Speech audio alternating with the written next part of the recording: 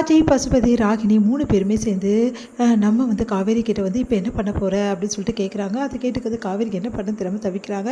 தயவுசெய்து இப்போ சொல்லாதீங்க, நானே வந்து விஜய் கிட்ட சொல்கிறேன், நானே வெளியில் வந்து கூட்டிகிட்டு போகிறேன், தயவுசெய்து அது வரைக்கும் சொல்லாதீங்கன்னு கெஞ்சி கேட்டுட்டு வராங்க. அதை பார்க்கும்போது 3 பேருமே சிரிக்கிறாங்க. காவேரி நிலைமை இப்படி ஆயிடுச்சு அப்படின்னு சொல்லிட்டு கைகொட்டி சிரிக்கிறாங்க. இதை பார்த்த காவேரி மனசு இல்லாமல் அங்கேருந்து வராங்க. அவங்களால தாங்கிக்கவே முடியல. கோயிலுக்கு போகிறாங்க, புலம்புறாங்க. அவங்களால தாங்கிக்க முடியாமல் அழறாங்க. நான் என்ன பாவம் பண்ணேன், எதுக்காக எனக்கு பிரச்சனைக்கு மேலே பிரச்சனை வருது, என் வாழ்க்கை நினைக்கவே நினைக்காதா, எனக்கு நான் கொஞ்ச நேரம் சந்தோஷமாக இருந்தால் மறுபடியும் வந்து நான் வந்து இந்த மாதிரி பிரச்சனையில் மாட்டிக்கிறேனே, நான் என்ன தான் பண்ணுவேன், நான் எல்லாருக்கும் நல்லது தானே நினைக்கிறேன், எல்லோரும் நல்லா இருக்கணும் தானே நினைக்கிறேன், விஜய் எனக்காக அவ்வளோ பார்த்து பார்த்து செய்கிறாரு, அவருக்கு நான் என்ன செய்ய போகிறேன், அவருக்கு நான் நன்றி கடனாக வந்து வெள்ளாவை சேர்த்து வைக்கிறது தானே நியாயம், ஆனால் என்னால் சேர்த்து வைக்க முடியலையே, என் மனசு கேட்க மாட்டேங்குது, அவரையே தான் தேடுது என் மனசு, எப்படி நான் வந்து வெள்ளாவை கூட அவர் கூட சேர்த்து வைப்பேன், எப்படி என்னால் முடியும், என்னால் முடிஞ்சால் கூட அங்கே நான் வந்து சேர்த்து வைக்கும்போது அவங்க 2 பேரும் வந்து சேர்ந்துட்டாங்கன்னா அப்போ ஏன் நிலைமை என்ன வருது, நான் என்ன ஆவேன், என் வாழ்க்கை என்ன ஆகும், எங்கள் வீட்டுக்கு நான் என்ன பதில் சொல்வேன் அப்படின்னு சொல்லிட்டு கடவுளே எனக்கு ஒரு வழி சொல்லு அப்படின்னு சொல்லிட்டு அழறாங்க. அவங்களால தாங்கிக்கவே முடியல. அதுக்கப்புறம் முடிவு பண்ணுறாங்க, வேறு வழியே கிடையாது, வெள்ளா விஷயத்தை அவர்கிட்ட சொல்லியே ஆகணும்னு சொல்லிட்டு முடிவு பண்ணுறாங்க. அடுத்து வீட்டுக்கு போகிறாங்க. இங்கே வீட்டுக்கு போனோன்னு வந்து என்ன எப்போ சொல்ல போகிற அப்படின்னு சொல்லிட்டு ராகினி இங்கேருந்து கேட்டுட்ருக்காங்க. இங்கே பாரு நான் சொல்கிறேன், கொஞ்சம் அமைதியாக இரு அப்படின்னு சொல்லிட்டு உள்ளே போகிறாங்க. போனோன்னு வந்து விஜய் வந்து என்ன பண்ணா ராகினி அப்படின்னு சொல்லிட்டு கேட்டுட்ருக்காரு. ஒன்றும் இல்லை, கிஃப்ட்டு தான், அப்படி அந்த கிஃப்ட்டு எங்கே அப்படின்னா நாளைக்கு தான் வந்து அந்த கிஃப்ட்டு உங்களுக்கு நான் காட்டுறேன் அப்படின்றாங்க. ஏன் இன்றைக்கி எடுத்துகிட்டு வரலையா, நாளைக்கு காட்டுற விஜய் அப்படின்னு சொல்லிடுறாங்க. அடுத்து வந்து ரொம்ப சோர்வாக இருக்கிறத பார்த்துட்டு விஜய் அந்தளவு கவனிச்சுக்கிறாரு காவேரியை. பார்த்து பணிவிடையாக வந்து அவங்களுக்கு செஞ்சிட்ருக்காரு. ரொம்ப தலைவலிக்குதா காவேரி, என்னாச்சு காவேரின்னு சொல்லிட்டு பார்த்து அன்பை வந்து பொழியிறாரு. அதை பார்க்குற காவேரிக்கு மனசே யாரில் ரொம்ப கஷ்டமாக இருக்குது அவங்களுக்கு. அடுத்த நாள் வந்து காவேரி வந்து காலையிலே வந்து என்ன பண்ணுறாங்க, நேராக வெள்ளாவை பார்க்க போகிறாங்க. அங்கே வந்து வெள்ளாக்கு வந்து இது மாதிரி நான் கூட்டிகிட்டு போகிறேன், அதுக்கு என்ன ஃபார்மாலிட்டிஸோ அதெல்லாம் வந்து சொல்லுங்கள் அப்படின்னு சொல்கிறாங்க. அங்கே வந்து நிறைய ஃபார்மாலிட்டிஸ் சொல்கிறாங்க. அதெல்லாம் வந்து ஓகே பண்ணிவிட்டு வெள்ளாவை கூட்டிட்டு போகிறதுக்காக தயாராகிறாங்க. இந்த சூழ்நிலை பசுபதி வந்து அவங்க கேங்கும் வந்து ரொம்ப சந்தோஷமாக இருக்காங்க.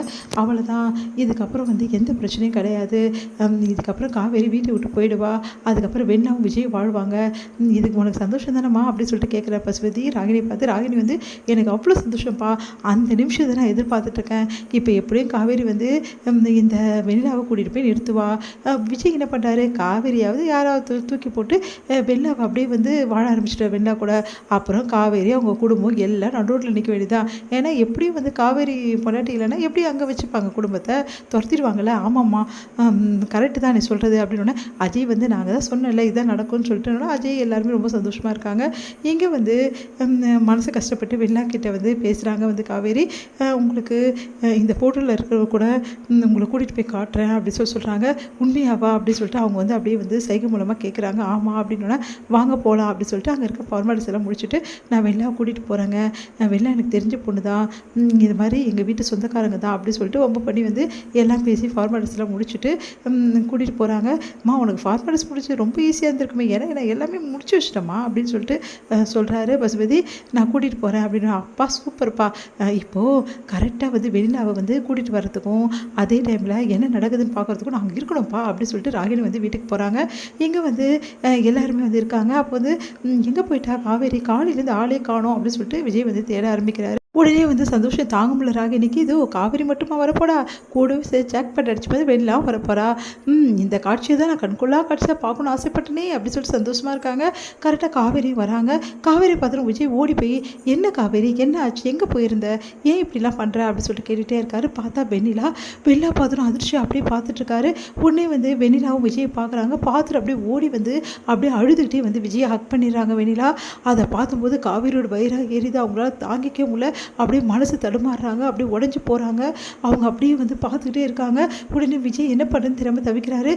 வெண்ணிலா அது வந்து அப்படி சொல்லிட்டு அவங்க வந்து எழுப்ப பார்க்குறாரு. ஆனால் அவங்க எழுந்திருக்க மாதிரியே இல்லை, டோட்டலாக கட்டி பிடிச்சி அப்படியே வந்து கதறி அழறாங்க. விஜய் நீங்கள் விஜய்ன்னு சொல்கிறாங்களே தவிர எதுவுமே சொல்ல, அப்படி கதறி அழறாங்க. அதை பார்த்துட்டு வந்து ஒன்றுமே புரியல, தாத்தாக்கு பாட்டி எல்லாருமே ஓடி வந்துடுறாங்க. ஒன்றுமே புரியாமல் விஜய் வந்து என்ன வெண்ணிலா நீ எப்படி இங்கே அப்படி சொல்லிட்டு கேட்டுகிட்டே இருக்கும்போது விஜய் வந்து இன்னும் இருக்க கட்டி பிடிச்சிட்டு அழுதுட்டு இருக்காங்க வெண்ணிலா. ஒன்றும் புரியாமல் விஜயும் அப்படியே நிற்கிறாரு. இதை பார்த்த காவேரி அங்கேருந்து அப்படியே விலகி போகிறாங்க மனசு கஷ்டத்தோட. இதையெல்லாம் பார்த்துட்டு வந்து ராகினி சந்தோஷம் தாங்க முடியல. என்னாச்சு நான் சொல்கிறேன்னு சொல்லிட்டு நடந்த விஷயத்தை எல்லாத்தையுமே வந்து ராகினி வந்து சொல்கிறாங்க. அப்படியா பாவம் இந்த வெண்ணிலா பொண்ணு, அப்போ அவன் மேலே எந்த தப்புமே இல்லையா, தாத்தா பாட்டிலாம் சொல்லிட்டு இருக்காங்க. அப்போ காவேரி எங்கம்மா அப்படின்னு சொல்லி சொன்னோன்னே எல்லாரையும் காவேரி பார்க்குறாங்க, காணோம்.